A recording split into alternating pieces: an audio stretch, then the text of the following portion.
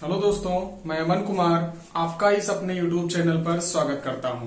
पिछली वीडियो में हम लोगों ने उस वाली एक्सरसाइज में जो है 7 नंबर क्वेश्चंस तक जो है कंप्लीट कर लिया था। आज हम लोग जो है बात करेंगे क्वेश्चन नंबर 8 की और 10 की। तो जैसा कि देख रहे हैं, पहला क्वेश्चन लिखा है कि यदि जो एंगल ए तथा एंगल बी न्यून कोण हो जहां cos A equal to cos B, तो दिखाइए कि एंगल ए एंगल बी के इक्वल होगा। यानी कि अभी तक जितने क्वेश्चंस किए गए जो है उन सभी से ये हट करके क्वेश्चन है, यानी इसमें प्रूफ करने वाला कुछ आपसे जो है पूछ लिया है। और इसमें लिखा है कि एंगल ए और एंगल बी न्यून कोण है। यानी कि न्यून कोण का मतलब ये हुआ कि ए और बी जिस भी ट्रायंगल के दो एंगल हैं उसमें से ए और बी का जो मान है वो 90 से कम है, यानी कि लेस देन 90 ही है। तो आइए देखते हैं कि इस क्वेश्चन के सॉल्यूशन को कैसे दिया जाए। तो इसमें अगर देखा जाए तो आपको दे रखा है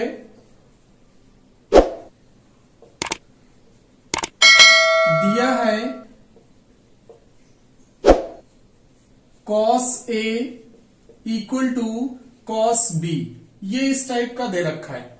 और ये न्यून कोण का मतलब हुआ, उसको चाहें तो साइड में लिख सकते हैं एंगल A और एंगल B, ये जो मान है ये लेस देन 90 ही होंगे, 90 डिग्री। और इस वाले क्वेश्चन के लिए एक जो है राइट एंगल ट्रायंगल को ड्रॉ कर लिया जाए तो ज्यादा बेटर रहेगा। तो उसको भी हम लोग ड्रॉ कर लेते हैं। तो अगर राइट एंगल ट्रायंगल की बात करें तो ये इस तरीके से एक राइट एंगल ट्रायंगल को ड्रॉ कर लिया गया। ए को यहां पर कंसीडर कर लेंगे, बी को यहां कंसीडर कर लो और सी को यहां पर कंसीडर कर लीजिए। अब उसके बाद अगर एंगल ए की बात किया जाए तो ये एंगल इस वाले एंगल के इक्वल हमको प्रूफ करके दिखाना है लास्ट में। और इस वाले एंगल का मान जानते हैं 90 डिग्री होगा। तो अब उसके बाद में हम लोग जो है उसको देखेंगे। तो इसमें अगर देखा जाए तो देखो ये cos A equal to cos B दे रखा था। अब इसको अगर हम लोग चाहें तो इस राइट एंगल ट्रायंगल से देख सकते हैं कौन सी टू साइड का रेशियो है, उसके जैसा कुछ चेंज करने का प्रयास करते हैं। जैसे इसको देखा जाए cos A, यानी एंगल A के हिसाब से हम लोग बात करें तो ये cos A कौन सी टू साइड का रेशियो हो सकता है, क्योंकि एक वर्ड मैंने बताया था उसी से याद रखें, पी बी पी अपान में एच एच बी, ऐसे। तो इस वर्ड से देखा जाए तो cos A जो होता है वो परपेंडिकुलर अपान हाइपोटेनियस होता है। तो इस वाले एंगल के हिसाब से देखो A के हिसाब से परपेंडिकुलर का काम BC और ये जो लिखा हुआ है हाइपोटेनियस AB वर्क करेगा। यानी कि इस वाले cos A को राइट किया जाए तो राइट कर सकते हैं, यानी जो है बेस अपॉन हाइपोटेनियस होगा ही, तो बेस की वैल्यू AC राइट कर सकते हैं और अपॉन में जो है हाइपोटेनियस AB, ये ऐसे राइट हो जाएगा। इक्वल टू वैसे ही बिल्कुल cos B को लिखा जाए तो उसमें फर्क क्या होगा कि इस बार एंगल B के हिसाब से देखना है। तो जब B के हिसाब से इस वाले राइट एंगल ट्रायंगल में देखेंगे तो ये AC जो है वो परपेंडिकुलर का काम करेगा और BC जो है वो जो है बेस का वर्क करेगा और AB जो है वो हाइपोटेनियस का वर्क करेगा। तो cos B को लिखना चाहें तो बेस अपॉन हाइपोटेनियस हम लोग लिख सकते हैं, बेस का वर्क BC करेगा, यानी कि BC अपॉन AB इसको राइट किया जा सकता है। यहां तक जो है कोई प्रॉब्लम नहीं होनी चाहिए। यानी कि इस वाले cos A को AC अपॉन AB लिख लिया गया, वैसे ही cos B को BC अपॉन AB लिख लिया गया। यानी कि अगर आपको ये जो है टेग्नोमेट्रिक रेशियोज जो है कौन सी टू साइड का होता है वो वाली बात आपको पता है तो ये लाइन आसानी से लिख सकते हैं। अब उसके बाद इस लाइन में अगर हम लोग बात करें तो ये आपको AC upon AB equal to BC upon AB जैसा दिखा। अब AB और AB तो दोनों में जो है सेम ही दिख रहा है, तो उसको हम लोग चाहें तो इस वाले AB से AB कैंसिल भी कर सकते हैं। जब ये कैंसिल हो जाएगा तो आपको जो लाइन दिखेगी वो कुछ ये दिखेगी, AC इक्वल टू BC। इसका मतलब ये हुआ, इस लाइन का मतलब ये हुआ कि अगर AC BC के इक्वल आ गया, यानी कि ये AC इसके इक्वल आ गया इस वाली लाइन से, तो इसका मतलब ये हुआ कि जब ये दोनों आपस में इक्वल हो जाएंगी तो ये राइट एंगल ट्रायंगल कैसा हो जाएगा। यानी कि अगर हम लोग बात करें जो है ट्रायंगल में, थोड़ा सा उसका बात करते हैं, तो राइट एंगल ट्रायंगल में भी अगर ये दोनों साइड इक्वल हो गई, या कोई भी ट्रायंगल हो उसकी टू साइड अगर इक्वल होती हैं, तो वो एक ट्रायंगल जो होता है समद्विबाहु त्रिभुज होता है। यानी कि वो जो होता है वो समद्विबाहु त्रिभुज होता है। और तो इसका मतलब ये हुआ कि ABC जो है वो एक समद्विबाहु त्रिभुज है। तो उसको हम लोग लिख भी सकते हैं कि अतः स्पष्ट है कि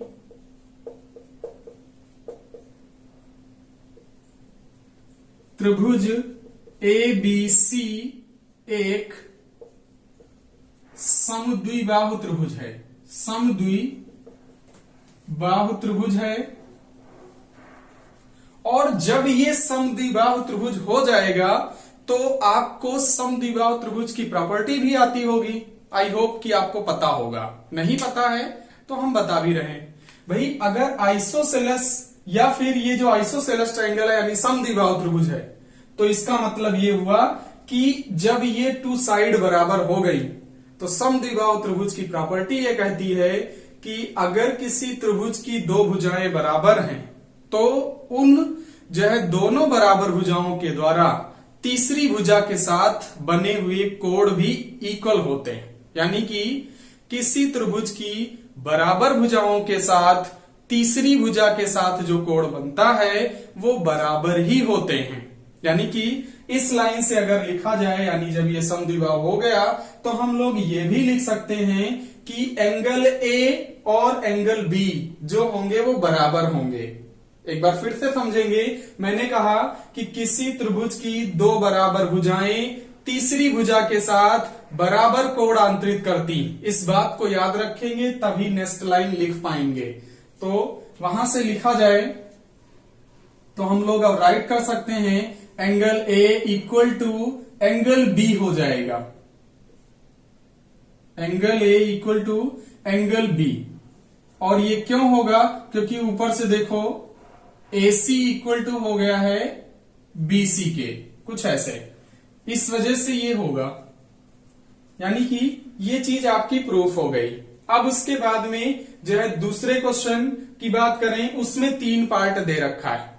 और फर्स्ट पार्ट में आपसे कहा है कि यदि tan A इक्वल टू 3/4 है तो sin A plus sec A का मान ज्ञात कीजिए। उससे पहले आपने देखा कि 9 नंबर क्वेश्चन को स्किप कर दिया गया है, वो इसलिए क्योंकि उसमें जो है एक एक करके टेक्नोमेट्रिकल रेशियोज का मान ही पूछा था। उस टाइप के हम लोगों ने कई क्वेश्चंस जो है कर लिए हैं, तो उसी की सहायता से हम लोग करेंगे, तो इसलिए उसको स्किप भी कर दिया गया है। उसको आप जो है स्वयं ट्राई कर सकते हैं।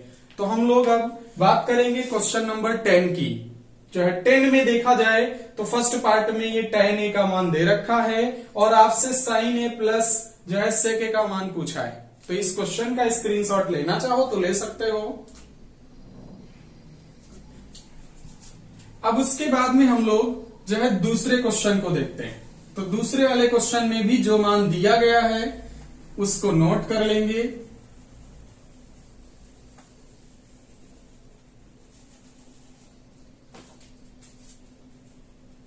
तो दिया है,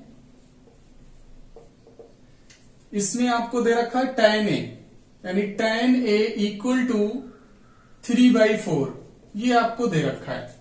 और इसी वर्ड से अगर देखो तो tan A perpendicular upon base होता है, यानी कि लंब बटे आधार होता है ये। और राइट एंगल ट्रायंगल भी ड्रॉ कर लो। तो राइट एंगल ट्रायंगल की बात करें तो कुछ इस तरीके से ABC, और लंब का काम एंगल A के लिए जो साइड वर्क करेगी एंगल A के हिसाब से BC, तो यानी BC बराबर कितना आ जाएगा 3 और आधार AB, तो AB बराबर हो जाएगा 4। BC की वैल्यू 3 और AB का मान 4। अब उसके बाद AC आपको नहीं पता है तो AC फाइंड करना पड़ेगा। AC को फाइंड कर लें तो यहां से AC is equal to question mark, इसको फाइंड करेंगे जब पाइथागोरस प्रमेय से, तो लिखेंगे पाइथागोरस प्रमेय से, और पाइथागोरस प्रमेय से हम लोग लिखना चाहें तो लिख सकते हैं। वो क्या हो जाएगी, AC का स्क्वायर इक्वल टू AB का स्क्वायर प्लस BC का स्क्वायर, और यहां से AC को फाइंड कर सकते हैं। वैल्यूज को पुट किया जाए तो AB की वैल्यू 4 का स्क्वायर, BC का मान 3 यानी 3 का स्क्वायर, 4 का स्क्वायर हो जाएगा 16 और 3 का स्क्वायर 9, दोनों को ऐड करें तो ये 25 यानी AC स्क्वायर की वैल्यू जो मिलेगी वो 25, तो AC की वैल्यू यहां से 5 हो जाएगी। अब उसके बाद में यहां से आपसे जो है sec A और tan A का मान जो है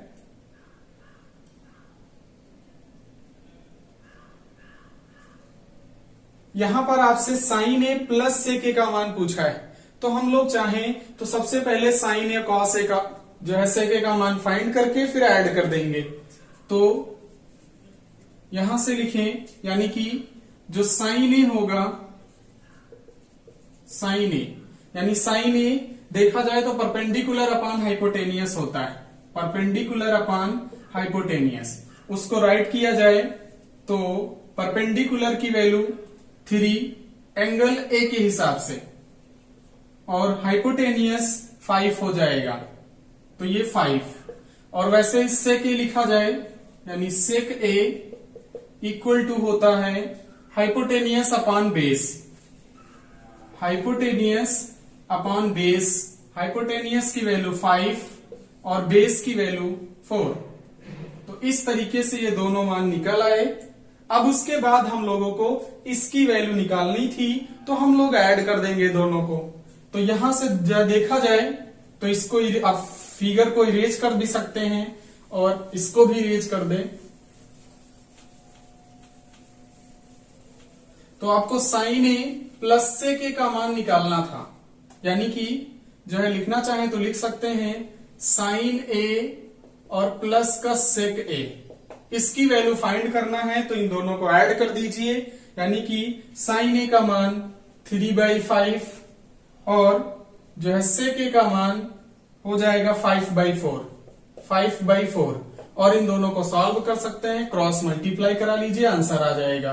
तो 4 3 जा 12 यानी ये 12 हो गया, 5 5 जा 25 ये 25, और अपान में इन दोनों का इंटू तो ये 20। ओवरऑल इसको सॉल्व किया जाए तो 25 में 12 को ऐड करें तो 37 और अपान में 20, और ये इन दोनों यानी कि sin A plus sec A इसका मान मिल गया।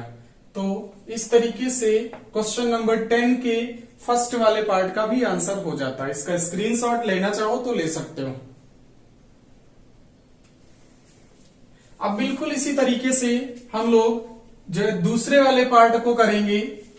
दूसरे वाले पार्ट में भी tan A is equal to 60/11 दे रखा है, तब आपसे sin square A minus cos square A का मान पूछा है, तो उसको भी नोट जो है करेंगे, यानी कि ये tan A इक्वल टू 60/11 ऐसे ये दे रखा है।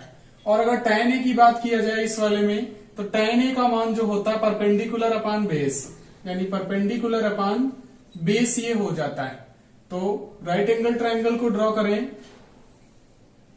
ये कुछ ऐसे, तो A B और ये C, अगर इसमें देखा जाए परपेंडिकुलर एंगल A के हिसाब से तो ये BC वर्क करेगा, और जो बेस है वो AB, तो लिखा जाए BC इज इक्वल टू 60 हो जाएगा, इसको फिगर में भी कंसीडर कर लें। और उसके बाद में AB इसका बेस हो जाएगा, यानी कि 11 हो जाएगा, यानी ये 11 हो गया। अब उसके बाद AC को हम लोग फाइंड करेंगे पाइथागोरस प्रमेय से। तो AC equal to question mark ही है, तो उसको लिखें पाइथागोरस प्रमेय से। तो उससे लिखा जाए AC square equal to AB का स्क्वायर प्लस BC स्क्वायर, ये होता है। इसको सॉल्व करो, वैल्यू को पुट करें तो AB का मान 11 का स्क्वायर प्लस BC का मान 60, इसका स्क्वायर किया जाए तो 121 मिलेगा, और इसका स्क्वायर 3600। ये ऐसे इन दोनों को ऐड करें तो ये लाइन आपको दिखेगी 3721। इन दोनों को ऐड करेंगे, यानी AC स्क्वायर की वैल्यू ये आ गई। तो अगर AC की वैल्यू निकालना है तो इसका स्क्वायर रूट लेना पड़ेगा, और ये आपको पता होना चाहिए कि ये जो है स्क्वायर रूट लेने पर ही सॉल्व होगा। तो स्क्वायर रूट ले तो ये जो स्क्वायर लिखा हुआ है ये 61 का लिखा हुआ है, यानी कि इसका स्क्वायर रूट कितना आ जाएगा, ये ऐसे आ जाएगा। ठीक है, अब उसके बाद में ये आपका 61 मिल गया। अब देखो इस वाले पार्ट में आपसे साइन स्क्वायर ए माइनस कॉस स्क्वायर ए का मान पूछा था, तो हम लोग जो है क्या करेंगे, पहले साइन ए और कॉस ए को फाइंड करेंगे। तो उसको जो है लिखें यहां से, यानी ये साइन ए जो निकल करके आएगा साइन ए, अगर देखा जाए तो साइन ए परपेंडिकुलर अपॉन हाइपोटेनियस होता था, परपेंडिकुलर अपॉन हाइपोटेनियस। परपेंडिकुलर की वैल्यू एंगल ए के हिसाब से 60 और अपॉन में हाइपोटेनियस मतलब 61, ये ऐसे हो जाएगा। और जो है कॉस की भी वैल्यू की जरूरत पड़ेगी, तो कॉस को भी फाइंड कर लो। कॉस ए इक्वल टू देखा जाए तो ये हो जाएगा बेस अपॉन हाइपोटेनियस, बेस की value base upon hypotenuse, base 11 और हाइपोटेनियस 61। इस तरीके से दोनों की वैल्यू मिल गई। अब उसके बाद इसका मान आसानी से हम लोग फाइंड कर सकते हैं। तो इसको अब इरेज कर देंगे और वैल्यू आपको निकालना है साइन स्क्वायर ए, साइन स्क्वायर ए माइनस कॉस स्क्वायर ए का मान निकालना है। तो एक मैंने शॉर्ट वीडियो में आपको सिखाया है कि जब इस तरीके से कोई भी टेक्नोमेट्रिकल रेशियोज स्क्वायर के फॉर्म में जब आपको दिया रहता है तो उसको कैसे लिखा जा सकता है। तो इसको लिखा जाए तो हम लोग साइन स्क्वायर ए, इसको लिख सकते हैं साइन जो है ए का whole square minus cos square A को कॉस ए का होल स्क्वायर राइट किया जा सकता है। अब वैल्यूज को पुट कर दीजिए, स्क्वायर करेंगे आंसर मिल जाएगा। तो यहां से देखो साइन ए का मान 60/61, इसका स्क्वायर करेंगे माइनस कॉस ए का मान लिखा जाए तो 11/61, इसका भी स्क्वायर करना है। और इसका स्क्वायर तो आपको पता ही होगा, ये 3600 आता है। और 61 का स्क्वायर, अभी देखो यहां पर जो है कैलकुलेशन में इसको जो है यूज किया गया था, यानी जो 61 का स्क्वायर होता है वो 3721 होता है। तो उसको डायरेक्ट लिख लीजिए 3721 और माइनस 11 का स्क्वायर 121। इसको सॉल्व भी करें तो ये इसका भी स्क्वायर वही सेम लिखना है 3721। अब इन दो जो है फ्रैक्शन को सॉल्व करना है। उसको सॉल्व करने के लिए डिनोमिनेटर दोनों का इक्वल है, तो हम लोग जो है इजिली उसको सब्ट्रैक्ट कर पाएंगे। 3721 और इन दोनों को सब्ट्रैक्ट करना है 3600 और माइनस 121। इसको सब्ट्रैक्ट करोगे तो ये आपको जो लाइन दिखेगी वो मैं यहां पर राइट किए दे रहा हूं, ये आपको मिलेगा 3479 आएगा और अपान में 3721। इसको आप सब्ट्रैक्ट करके देख सकते हैं, इतना ही मिलेगा। तो इस तरीके से सेकंड वाले पार्ट का भी क्वेश्चन जो है आंसर कंप्लीट हो जाता है। तो इसका स्क्रीनशॉट लेना चाहें तो ले सकते हैं। अब उसके बाद हम लोग लास्ट वाले पार्ट की जो है बात करते हैं, और ये थोड़ा अच्छा क्वेश्चन है। आप इसको देख लेंगे, अगर ये लास्ट ईयर पेपर में नहीं पूछा गया है तो ये जो है इसके आने के चांस भी हैं। तो उसको तैयार जरूर कर लें। और इसमें दे रखा है कि tan a is equal to 2xy upon x square minus y square. तो साइन ए और कॉस ए का मान ज्ञात कीजिए। तो लिखेंगे सबसे पहले ये थर्ड पार्ट है, यानी कि 10 का थर्ड पार्ट। तो उसको लिखेंगे, दिया है tan a equal to 2xy और अपान में x square minus y square. हर क्वेश्चन की तरीके से इसको भी लिखें तो tan a perpendicular upon base हो जाएगा। तो perpendicular upon base, right angle triangle को ड्रॉ कर लें, ये ऐसे फिगर बनेगा और एंगल ए को यहां पर कंसीडर कर लो ऐसे, ये बी हो जाएगा और ये सी। अब उसके बाद एंगल ए के हिसाब से देखा जाए तो परपेंडिकुलर बीसी, तो इसकी वैल्यू हो जाएगी BC is equal to 2xy और बेस यानी आपका ये ए बी, तो A B is equal to x square minus y square. इसको फिगर में भी लिख दें, x square minus y square और इसकी वैल्यू एक्स वाई मिल गई। तो अब देखो इसमें भी ए सी आपको फाइंड करना पड़ेगा, तो उसको भी हम लोग लिखेंगे A C is equal to question mark. Pythagoras की हेल्प से सॉल्व करेंगे, तो पाइथागोरस प्रमेय से उसको लिखा जाए तो ये होती है A C square plus A B square plus B C square, ये ऐसे हो जाएगा। अब उसके बाद वैल्यूज को पुट कर दीजिए, ए सी की वैल्यू निकालना है, इन दोनों को सॉल्व करना है। वैल्यूज को थोड़ा सिस्टमेटिक ढंग से जो है पुट करेंगे, तो ए बी का मान x square minus y square ये पहले से लिखा हुआ है, इसका भी स्क्वायर करना है, तो इसका मतलब कुछ इस तरीके से वैल्यू को पुट करेंगे। अब उसके बाद बीसी, बीसी का मतलब 2xy, तो इसको भी ऐसे लिखेंगे और इसका स्क्वायर करना है। इस वाले क्वेश्चन में थोड़ा कैलकुलेशन केयरफुली करेंगे तो आसानी से आंसर तक प्राप्त हो सकते हैं या आंसर आपको मिल भी सकता है। अगर कहीं इसको जो है जल्दबाजी में किए तो रॉन्ग भी हो सकता है, रॉन्ग होने के चांसेस ज्यादा रहते हैं। तो इसको थोड़ा जो है केयरफुली ओपन करेंगे और देखो इसका स्क्वायर करना है, यानी कि इसमें तो आपको a माइनस बी का होल स्क्वायर लगाना है और उसके साथ साथ उसका थोड़ा जो एक्सटेंशन करेंगे वो भी थोड़ा केयरफुली, वो कुछ अभी आपको पता चल जाएगा क्वेश्चन को सॉल्व करने के बाद। तो देखो इसका स्क्वायर करेंगे तो ये एक्स स्क्वायर का भी स्क्वायर करना है, क्योंकि ए स्क्वायर माइनस बी स्क्वायर जैसा हम लोग लिखेंगे, ये लिखा है, और होल स्क्वायर भी करना है। तो उसको देखें, ए स्क्वायर प्लस बी स्क्वायर का मतलब वाई स्क्वायर का भी स्क्वायर करना है और माइनस 2ab, 2 इंटू ए की वैल्यू एक्स स्क्वायर और बी की वैल्यू कितनी हो जाएगी वाई स्क्वायर ऐसे, और इसका स्क्वायर लिखना है प्लस, यानी कि 4x स्क्वायर वाई स्क्वायर आएगा इसका स्क्वायर। अब इसको सॉल्व कर लीजिए। सॉल्व करते समय ध्यान ये रखना है, क्योंकि मैंने अभी कहा था केयरफुली करें, तो उसमें करना ये है कि इसका होल स्क्वायर नहीं करना है, इसको आप एज इट इज वैसे ही रखिए। तो इसको करेंगे तो एक्स स्क्वायर का होल स्क्वायर, वाई स्क्वायर का होल स्क्वायर, और इसको देखो सॉल्व करो तो ये 2x स्क्वायर वाई स्क्वायर लिखा है और ये प्लस का 4x स्क्वायर वाई स्क्वायर लिखा है।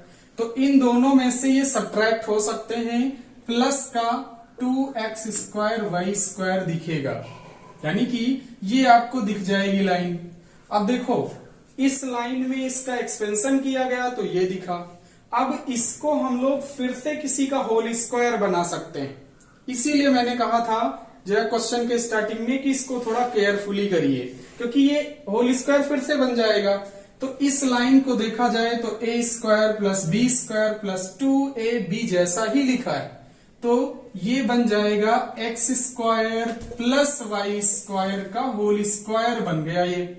और इधर आपको AC का होल स्क्वायर तो ऐसे दिख ही रहा था, तो AC का मान जब निकालना होगा तो AC का मान x square plus y square आ जाएगा। कुछ इस तरीके से AC का मान निकलेगा। तो अब इसको लिख दीजिए, तो AC का मान हो जाएगा x square plus y square. अब इस राइट एंगल ट्रायंगल में तीनों साइड पता है, आपसे जो है साइन ए और कॉस ए का मान पूछा है, उसको हम लोग इजीली अब फाइंड कर पाएंगे। तो लिखेंगे साइन ए की बात किया जाए तो ये परपेंडिकुलर अपॉन हाइपोटेनियस होता है, यानी ये हो जाएगा परपेंडिकुलर का मान, ये बीसी वर्ग करेगा तो इसको बीसी ड्रॉ कर लो, और अपान में हाइपोटेनियस यानी एसी वैल्यू को पुट कर दो तो ये कितना आ जाएगा, बीसी का मतलब 2xy और एसी का मतलब x square plus y square. और आपसे कॉस ए का मान पूछा था, तो कॉस ए इक्वल टू होता है बेस अपान हाइपोटेनियस, तो बेस की वैल्यू ए बी यानी ए बी लिख लीजिए, और हाइपोटेनियस एसी, तो एसी और वैल्यू को पुट करो तो ए बी का मान x square minus y square, AC का मान x square plus y square. तो कुछ इस तरीके से जो है क्वेश्चन का आंसर कंप्लीट हो जाता है। तो आई होप कि आपको ये वीडियो पसंद आया होगा, और हमारी ये हेल्प, आपकी हेल्प करने का छोटा सा प्रयास कैसा रहा इसे कमेंट में बताएं। और अगर हमारा ये वीडियो आपको पसंद आया है तो लाइक करें, शेयर करें, और हमारे इस YouTube चैनल को सब्सक्राइब करना ना भूलें, ताकि ऐसे ही वीडियो आपको मिलते रहें। Thank you.